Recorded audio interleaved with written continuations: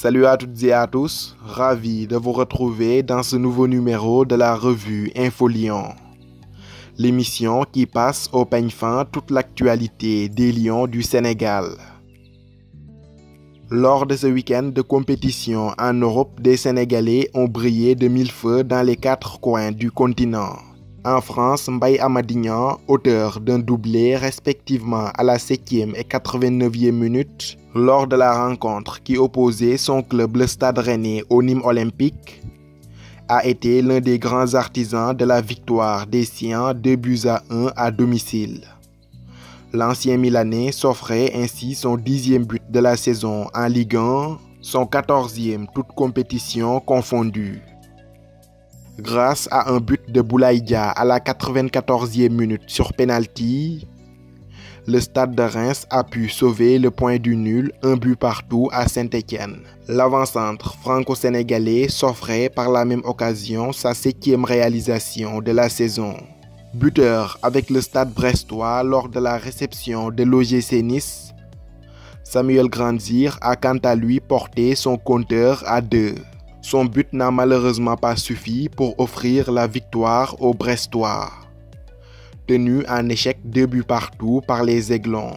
Le choc du week-end qui opposait le Paris Saint-Germain de Gueye à Bordeaux de Youssouf Sabaly au Parc des Princes a tourné à l'avantage des Parisiens qui se sont imposés 4-3. Présent dans le 11 de départ bordelais, Youssouf Sabaly a discuté l'intégralité de la rencontre, tandis que son compatriote Idrissa Gana Gueye est rentré en cours de match et a livré une copie assez propre. Ancien joueur du Paris Saint-Germain, Aliou Cissé a été invité et honoré lors de ce match. En première ligue anglaise, longtemps écarté des pelouses en raison d'une blessure contractée aux ischio-jambiers, Ismaïla Sarr a repris la compétition ce dimanche lors du déplacement de Watford à Old Trafford contre Manchester United. Lancé en seconde période par Nigel Pearson, il a assisté impuissant à la lourde défaite de son équipe, 3-0 face aux Red Devils. Quant à Sadio Mané et les Reds de Liverpool, ils recevront les Hammers de West Ham à Anfield ce lundi à 20h.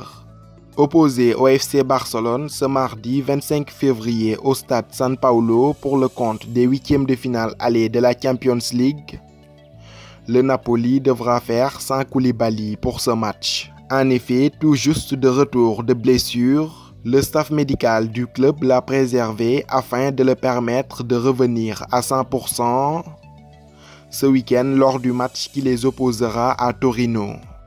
On quitte l'Europe pour le continent asiatique, plus précisément en Arabie Saoudite, où le Sénégal discute actuellement la Coupe d'Arabe des moins de 20 ans.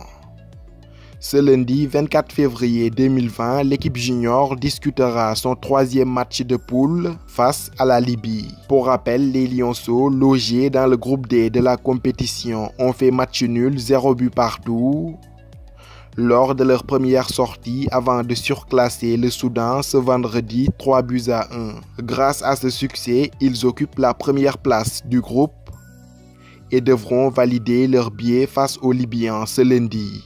Enfin, l'équipe nationale féminine du Sénégal a pris la direction de Freetown en Sierra Leone, où elle participera au tournoi féminin de l'UFOA qui se tiendra du 25 février au 7 mars.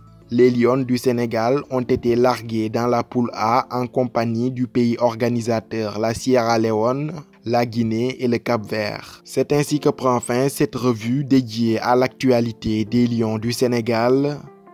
Je vous donne rendez-vous à très bientôt pour de nouveaux numéros.